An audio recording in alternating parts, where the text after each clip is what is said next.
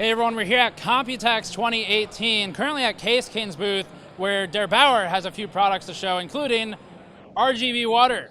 Talk about that in a moment. The main thing here is the Der8auer Phase Change Cooler. This is actually going to be a product, so although it's currently in showroom state, it's going to all completely change.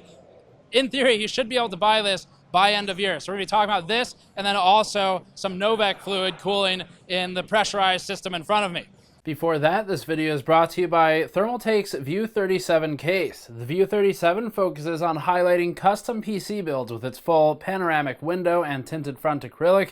In our thermal testing, the View 37 performed reasonably well when considering its looks-focused build, which is partly thanks to the airflow design and the removal of a bottom power supply shroud. For a balance of looks and performance, check the link in the description below for the View 37.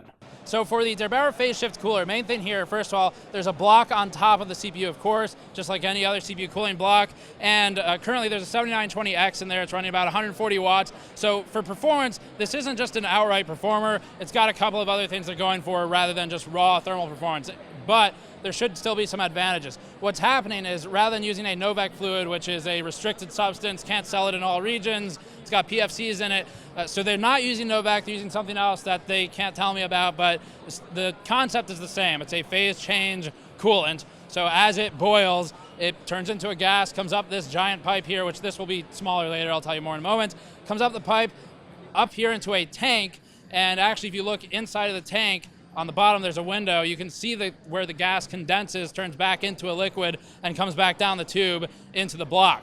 So that's the circulation-ish. It's not actually a closed loop, because it's not a literal loop, but that's the idea. So you have phase change, goes up here. Up top there's the condenser. The condenser is just literally copper fins. So a 5mm plate sits in here between the tank and this sort of grill on top, and that has some channels milled out in the bottom side of it. The fins on top are attached currently to 90mm fans. These should be 120s for consumer. They're going for 240 and 360 sizes for the radiator, but it's not actually a radiator. And then you have fin stacks up here where, again, air blows through, cools it down, recondenses, comes back down here. This giant thing is not going to be here in the final product. So there are a couple of basically debug features right now. There's this, and both of these will be removed. The one over here is a pressure sensor, and then the one up here is just a valve. So basically more or less a Schrader valve or equivalent. The idea is that anyone working the booth can change the pressure of the system by attaching a pump to the valve and doing a hand pump action on it. So that's more or less it. The boiling point and the pressure are directly related. As one goes up, the other goes up, and I think that covers most of it. Pricing should be about the same as CLCs. So in terms of competition, you're looking at maybe X62 class with kind of 50% fan speeds, and that's for the 240. 360 will compete more with 360s or larger size radiators in the CLC market. Again, not really meant to take care of something like extreme overclocks. It's not like a closed loop liquid nitrogen cooler or anything like that, but you completely eliminate the pump, which is the primary point of failure on any closed loop liquid cooler, as we've illustrated in the past. So you eliminate the pump, which eliminates pump noise, pump failure, pump whine, all that annoying stuff. Your entire creator of noise is going to be the fans, which will be 120s, the final product, and then you have control over those. They don't need to be all that fast, because their only job is blowing air through the condenser, basically. And I think that pretty much covers it. This tube will later turn into a 14mm tube with, it's basically a hydraulic hose later on. So it'll be black, blend in a bit more. The entire thing up here will change. It's not going to be this thick. It'll be closer to something like maybe 60mm or less. And it has to be mounted vertically, though, because you're relying on gravity to carry the liquid back down after it condenses. So I think that covers it. Look for it towards the end of the year.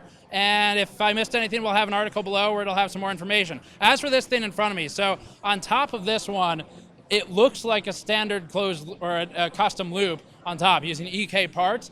And all that's doing is attaching to a condenser. Just like we talked over here, there's a condenser over here. It's just a giant heat sink, and what's going on is there's Novec fluid. So this is a 71 fluid. We've talked about it in the past. It's a 61 degrees Celsius roughly boiling point for the Novec fluid. As the fluid heats up and boils, it turns into a gas, comes up top, hits the condenser. Condenser is cooled by the EK loop and cools down. You eventually get evaporation, obviously off the top, and then condensation where it drips back down and is functionally recycled. So it's a pressurized system, and it has a literal tank inside of the case, and you could even take off the glass if you wanted to. There's another glass wall behind it. For the GPU, I think it's a 1080 Ti, it's an NVIDIA part, and that's got a 4mm thick copper block on it. It's really rough, so if you look at it closely, it looks like there are a lot of scratches. This is desirable in this instance because it increases the surface area. And for something like this, where you have full contact of every single crevice in that plate because it's liquid, you end up with actual functional use of the surface area from those extra scratches. So that's the idea for that one. As I understand it, having that copper plate on top of the GPU does actually improve performance in a meaningful way. So the die itself is very smooth. It's also small. Not a lot of surface area from raw die direct contact with liquid, so they put the block on there also. To be fair, it's an exhibition system, it's for show, so that obviously plays a role as well. And that is I think that's both the demo systems. Oh, one very important point. You might have noticed that there's RGB water in these. So because this is a liquid, I guess if you put RGB LEDs in there or an RGB LED in here, which I'm told took many painstaking hours, by which I mean was done last minute before the show because that's how advanced RGB is, it ends up being RGB water. So if you wanted that, you can get it from Der8auer and Caseking.